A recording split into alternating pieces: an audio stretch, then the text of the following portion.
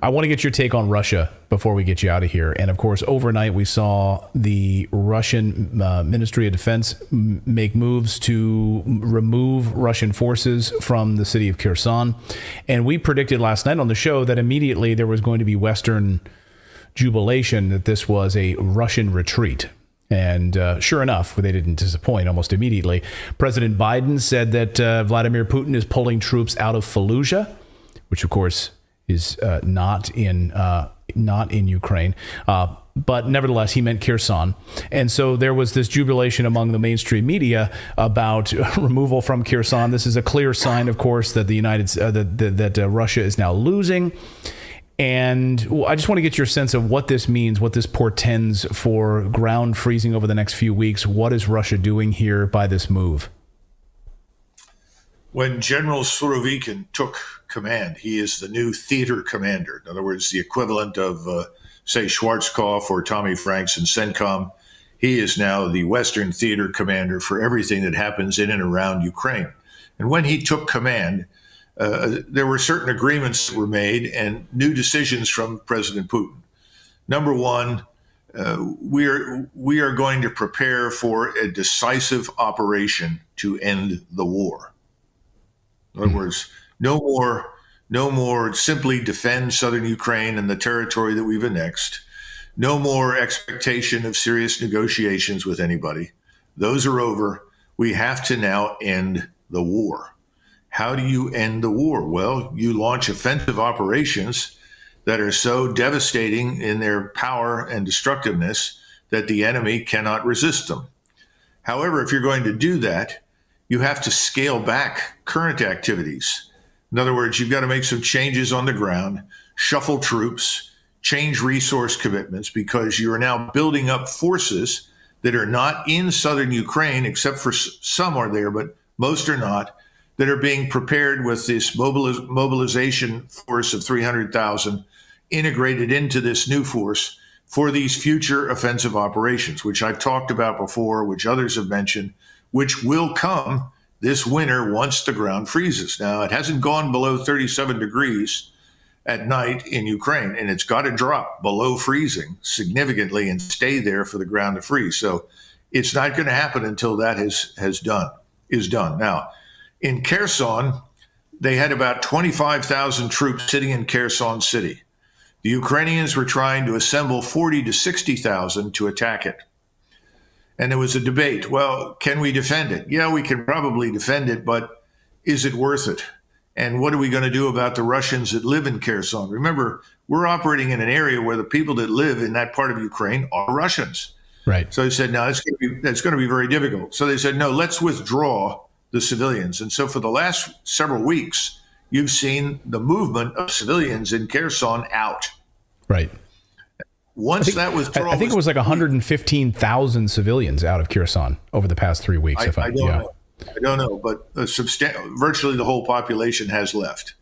And some of the people being interviewed on the way out said that, yes, the shelling from the Ukrainian side was becoming increasingly severe and intense. So, yeah, we probably should leave. The 25,000 troops who were there were well prepared to defend it, but they said, no, let's not do that. Let's pull them across and redistribute those assets elsewhere.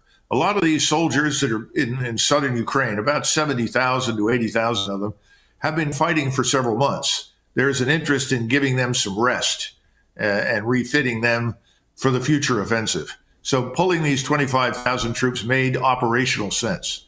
Now, strategically, Putin's not concerned about what we in the West think, but I think he is concerned about what's happening in Russia. And the average Russian on the street is extremely upset. He takes the position that this is Russia, Russian territory. We should be moving forward. We need to liberate Odessa. We need to liberate Kharkov. These are Russian cities. That's what we need to do. Why are we falling back?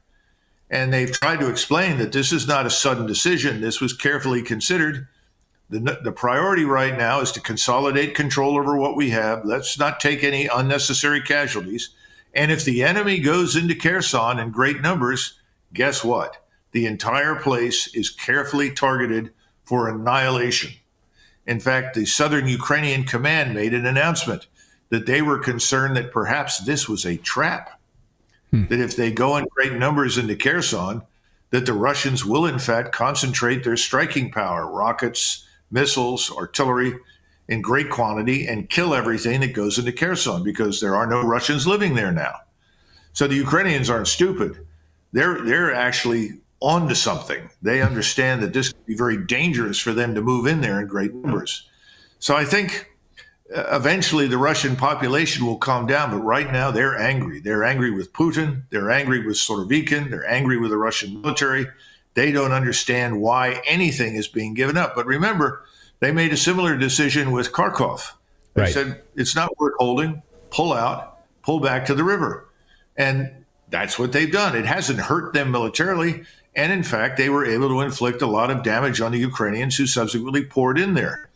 So I think if we see the Ukrainians go in any strength into Kherson, we will watch as they are annihilated. And they can do it now because there aren't any civilians in the way. So I would regard this as an operational decision with short-term benefit in support of the long-term strategy of building this enormous offensive striking power.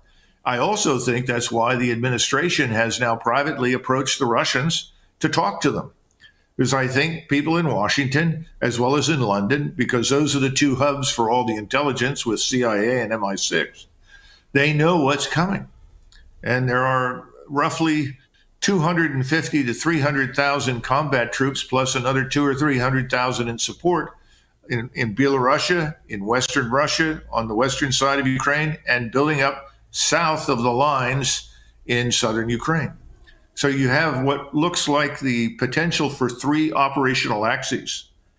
Now, how this will all come together and when it will happen, we think it depends on the weather, but they're pretty close to being ready. So that once the ground freezes, whenever that is, I think we'll see this begin.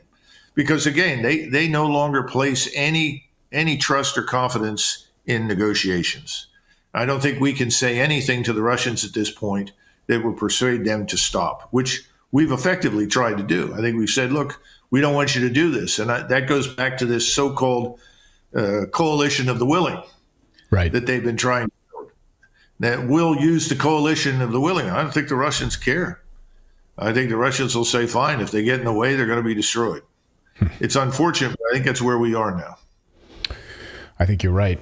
And I think that's a very astute assessment of what's going on here. Maybe politically, it's not the greatest move, but at the end of the day, it doesn't seem they really care politically. Right now, it seems it was a very smart military move to both save troops and armament, save material, and reposition. Yeah, there's one thing, if I could say it, that it might make it clear to people. During the Battle of the Bulge in December 1944, when the Germans attacked, initially, there were orders that went out, dig in, fight, don't move, don't fall back. And in fact, we had a large armored force that was transferred from 3rd Army north to fight under Ridgway, who was a corps commander in the 18th Airborne Corps against the Germans. And he gave the instructions to this armored force under a general named Bruce Clark, who became a 4-star after the war and became very famous as a result of this incident. But he told Bruce Clark, I want you to take your men and your tanks and your artillery. I want you to dig everything in and fight for 2 days. So he looked, he said, yes, okay, fine. He went up there, he didn't do it.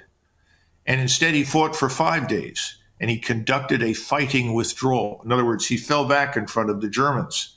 He ran the Germans out of fuel. Ridgway was furious and said he was a coward and wanted to relieve him. Field Marshal Montgomery intervened. He said, no, he's doing exactly the right thing. Run the Germans out of fuel. They don't have enough fuel. Let them extend themselves. They did. And of course, we know the rest of the story. Well, and you're right about, we've seen reports over the past 24 hours of the Russians using inflatable tanks to try to exhaust Ukrainian munitions. Right. Of course. So they're trying to starve them out. So really, really fascinating. I think you're absolutely right about that. Colonel, always great to see you. We thank you for your analysis here. We'll be watching this very closely. If we don't get to talk to you beforehand, and hopefully we won't, maybe we'll have a peaceful Thanksgiving. And then that's the hope, I hope. Colonel, great to see you, and much love to you and your family. Thanks very much. Same to you.